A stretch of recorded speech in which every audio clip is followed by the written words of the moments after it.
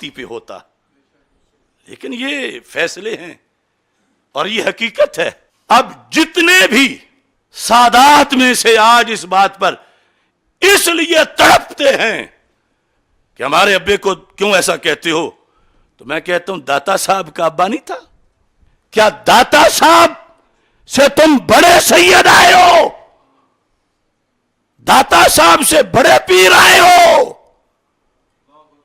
شریعت کے سامنے سب تابع ہیں، حکم شریعت ہے، اور داتا صاحب نے تو پورا اس سے مسئلہ اخذ کر کے کتاب معرفت ہے، جہاں فی معرفت اللہ تعالی، یہ معرفت بیان کر رہے ہیں اللہ تعالیٰ کی، کہ معرفت میں ایسے بھی ہو جاتا ہے عقل بندہ عاقل تر بھی ہو اور دلیل کامل کامل کامل سے بھی اکمل بھی ہو، اور نتیجہ پھر بھی بدبختی ہو۔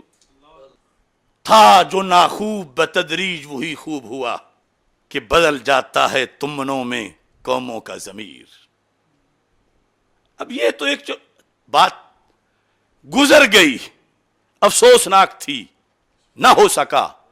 اگر کوئی کہے کہ اس پر 10,000 حوالے پیش کرو عدم ایمان پر، تو میں 10,000 پیش کروں گا، آج کے نہیں 14 صدیوں کے انشاءاللہ۔ لیکن اس لیے نہیں کہ میں کوئی بات بڑی فتح کر رہا ہوں، اس لیے کہ کیوں ہمارے اکابر کو کوسا جا رہا ہے، کیوں داتا کو گالی دی جا رہی ہے، کیوں امام اعظم ابو حنیفہ کو گالی دی جا رہی ہے، کیوں امام بخاری، مسلم، ابن ماجہ، رازی، طحاوی، بصیری، اسقلانی، ان سب کو کیوں آج کے لنڈے کافر کہہ رہے ہیں اس مسئلے کی آڑ میں؟ یہ ہے جس لیے میں کہہ رہا ہوں اگر ضرورت ہو کسی کو تو پیش کریں گے۔ اور بطور خاص کے داتا صاحب کا عرس ہے تو میں اوقاف کو کہتا ہوں، میرا فتویٰ نہیں، بریلی شریف کا نہیں، سرہند شریف کا نہیں، یہ تو لاہور شریف کا داتا صاحب کا اپنا فتویٰ ہے اور داتا کا دربار ہے۔ پوچھو ان پیروں سے، ان کی گدیاں داتا کی ایڑی کے نیچے ہیں، ان کے سامنے رکھو کشف المحجوب اور ان سے ترجمہ کرواؤ، اور نہیں کر سکتے تو ترجمے والی پڑھا دو۔ مثلا کہتے ہیں سرکار ابو طالب غریب تھے، وہ جن کے دسترخوان پہ سارا مکہ پلتا ہو وہ غریب ہوتے ہیں۔ بلکہ شاہ جی دسترخوان ہی دو تھے دنیا میں، ایک دسترخوان ابو طالب تھا، دوسرا دسترخوان خدیجہ الکبریٰ تھا۔ دونوں کا موٹو اور مشن قبلہ ایک ہی تھا۔ سرکار ابو طالب کے دسترخوان کا بھی یہی اعلان تھا، مکہ کے بڈیرو جگیردارو، یہ دسترخوان ابو طالب ہے، آؤ کھانے کھاتے جاؤ، گھروں میں لے جاتے جاؤ، محمد اور رسول اللہ کے نعرے لگاتے جاؤ۔ اور پاک سیدہ کا بھی یہی اعلان تھا، یہ دسترخوان خدیجہ الکبریٰ ہے، مکہ کے مقروضوں، قرض دارو، یہ دسترخوان خدیجہ الکبریٰ ہے، آؤ قرضے معاف کرواتے جاؤ، زیورات اٹھاتے جاؤ، ملبوسات لے جاتے جاؤ، محمد اور رسول اللہ کے نعرے لگاتے جاؤ۔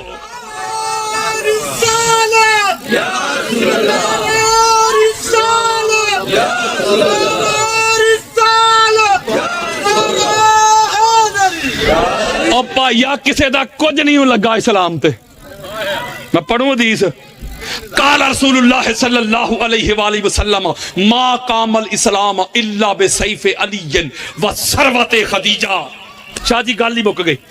میرے آقا نے فرمایا مولا تیرا دین نافذ نہیں ہو سکتا تھا اگر علی کی تلوار نہ چلتی، خدیجہ الکبریٰ کی دولت نہ خرچ ہوتی۔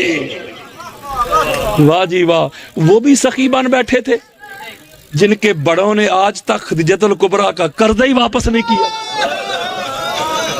گھر یہ تھا جب اسلام کی ابتدا تھی نا، ابتدا تو گھر ابو طالب کا تھا، اور جب اسلام کی بقا تھی، اسلامی قدریں جب پامال ہو رہی تھی، دیندار تو بڑے تھے، اسلام کا نام لینے والے بڑے تھے، جگیریں بنانے والے بڑے تھے، عہدے حاصل کرنے والے بڑے تھے، اس وقت بھی 72 تن دے کے جس نے دین بچایا وہ بھی گھر ابو طالب کا ہی تھا. پھر مجھے کہنے دیجئے اسلام کی ابتدا ابو طالب کا گھر اور اسلام کی بقا بھی ابو طالب کا گھر ہے. ذرا اسلام سے ابو طالب کو جدا کر کے تو دیکھ, ذرا اسلام سے ابو طالب کو جدا کر کے تو دیکھ, پھر ڈھونڈتا رہ جائے گا اسلام کہاں ہے. اسلام کو پناہ دینے والی شخصیت کا نام سرکار ابو طالب ہے. اور یہ میں بس چند آخری باتیں کر رہا ہوں. جب وہ سارے کفار آ گئے نا تو سرکار ابو طالب علیہ السلام نے کھانا شانا کھلا دیا, خود کھا بھی لیا, گھروں میں بھی لے کے جاتے تھے وہ. تو سرکار نے فرمایا بیٹے محمد کھڑے ہو جا, اللہ کی توحید کا پیغام دے, دعوت دے ان کو. حضور علیہ السلام نے دعوت دی, انہوں نے دعوت قبول ہی نہیں کی, لنگر کھا گئے, دعوت قبول. دوسرا دن بھی آ گیا, لنگر کھا گئے, دعوت قبول.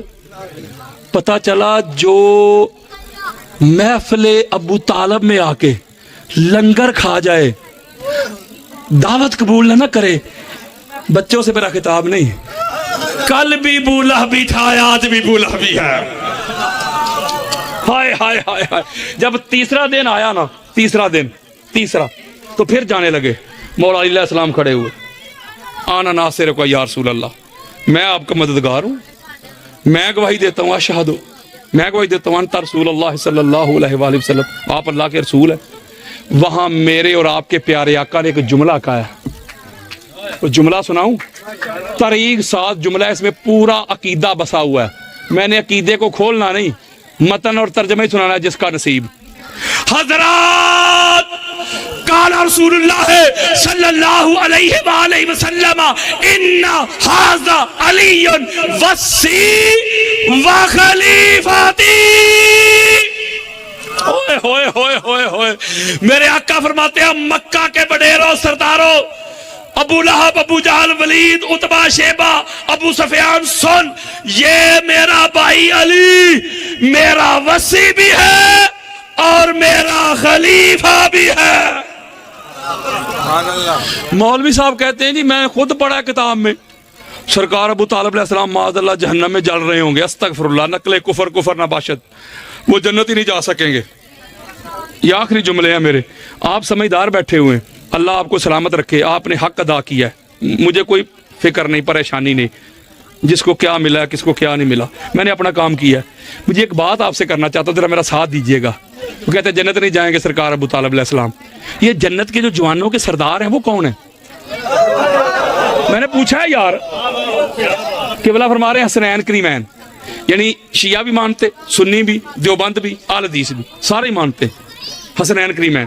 یہ جو جنت کے جوانوں کے سردار ہیں حسنین کریمین, یہ سرکار ابو طالب علیہ السلام کے کیا لگتے ہیں؟ پوتے. اللہ سلامت رکھے, پوتے. اچھا, حضرت ابو بکر صدیق روایت کرتے ہیں کہ جو جنت کی ٹکٹیں دیں گے نا, ٹکٹیں کاٹ کاٹ کے, وہ انٹری پاس, وہ علی ابن ابی طالب ہوں گے. وہ میری نہ مانو, حضرت ابو بکر صدیق کی مان لو یار. وہ کہہ رہے میں کہہ رہا ہوں یار, وہ کہہ رہے میں تو پڑھ رہا ہوں. اچھا, اس کا مطلب جو جنت کی ٹکٹیں دیں گے علی ابن ابی طالب, تو یہ علی ابن ابی طالب علیہ السلام سرکار ابو طالب علیہ السلام کے کیا لگتے ہیں؟ اللہ سلامت رکھے, ٹھیک ہوگا بیٹے. اچھا, بخاری میں, مسلم میں سارے مانتے ہیں کہ جو جنت کی عورتوں کی سجدہ ہے وہ پاک بی بی ہے. بولے کائنات کی عورتوں کی سجدہ ہے یار, ٹھیک ہو گیا. تو یہ جنت کی عورتوں کی سجدہ ہے, یہ سرکار ابو طالب علیہ السلام کی کیا لگتی ہیں؟ بہو. اللہ سلامت رکھے یار, بولو کی ہو گیا جی, جو ساری کائنات کے سردار ہیں, وہ نبیوں کے بھی یار.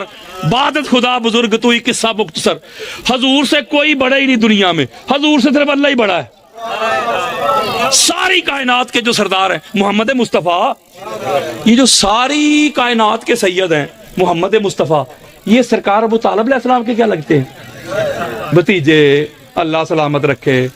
حضرت جی اوے حیا کر, شرم کر, جا چلو بھر پانی میں ڈوب مر.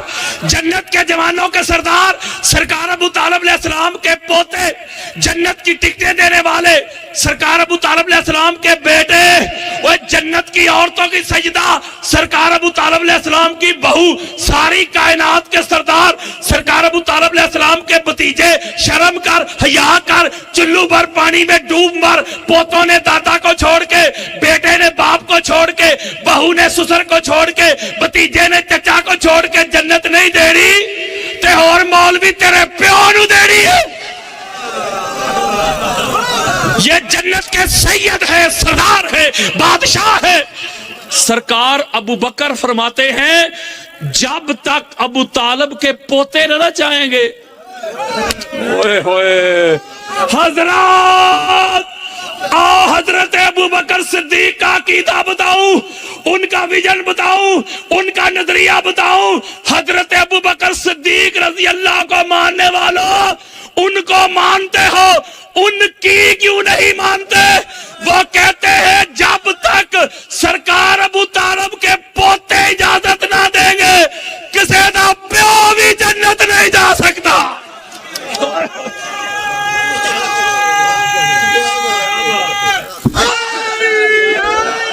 کوئی جنت کوئی جہنم میں مقیم ہوگا. شاہ جی میری اپنی ربائی ہے, ایک ایک مصرے میں نے ایک ایک حدیث پروئی ہے. کوئی جنت کوئی جہنم میں مقیم ہوگا جس دن اعمال کا اجر تقسیم ہوگا. کوئی جنت کوئی جہنم میں مقیم ہوگا جس دن اعمال کا اجر تقسیم ہوگا.